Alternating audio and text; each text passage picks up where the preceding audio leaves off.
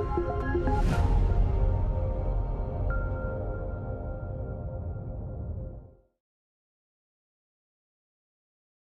aim of FITAP is basically just to give people access to workouts or fitness activities they want to do, where they want to do them, and most importantly at a price they're looking to pay.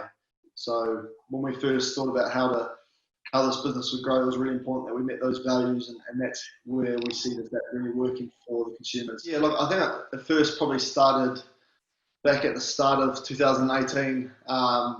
My business partner, Dean Jones, got in touch with myself and Cuthbert, who was the other business partner, and just approached us about this idea.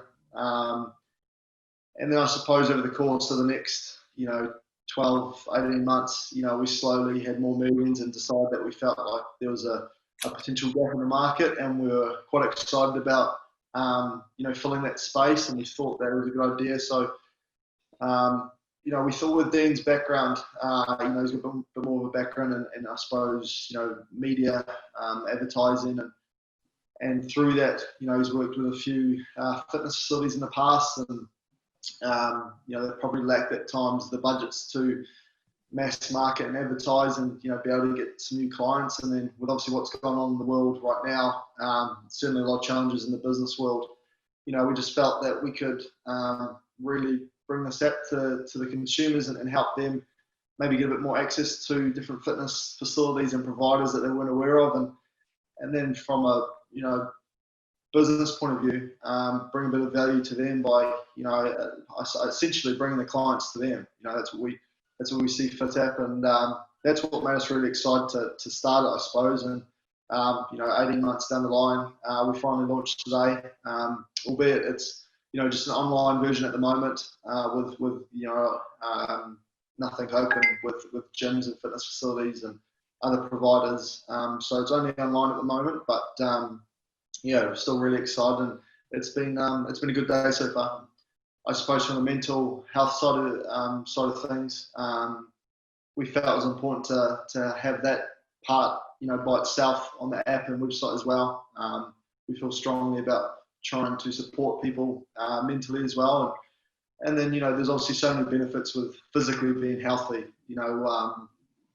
It's just we're in the world at the moment with this pandemic.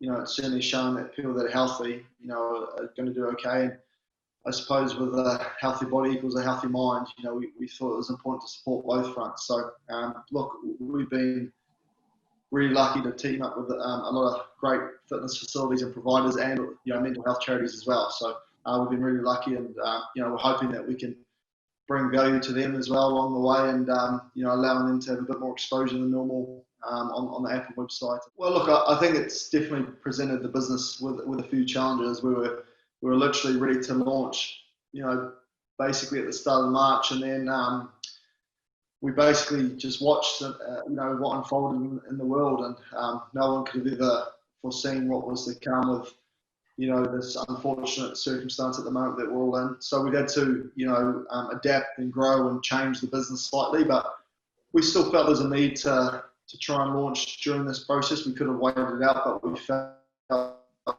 like with a lot of fitness facilities and providers, version, we felt there was a need to try and support that, and hence the reason why we still launch now in the middle of, hopefully the end of the pandemic, but and hopefully it's not too far away before all the fitness providers and facilities and businesses in general, hopefully it's not too far away from them reopening, which would be great to properly support them and get people to the actual businesses.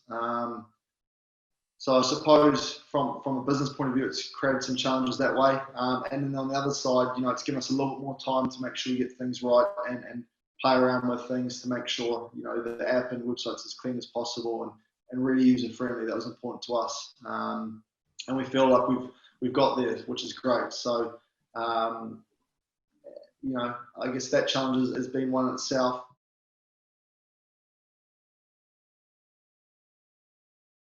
And then from a personal point of view, clearly with no rugby, we've got a bit more time on our hands, and I've had an injury and been pretty busy rehabbing that. So this has been a great focus for me to get away from the day-to-day grind, I suppose, of rehabbing and allowed me to probably tune my energies into something a little bit different. And it's been a great learning process for me. I'm new to the business world, obviously, and although rugby is my job, so to speak, and still my number one passion, it's been great to be able to dive into something a little bit different and learn along the way. I think it's really important to try and surround yourself with good people that you trust. I think that's very important, and not being afraid to ask for help. I certainly don't know everything in the business world, and very much a novice at the moment. So it's important.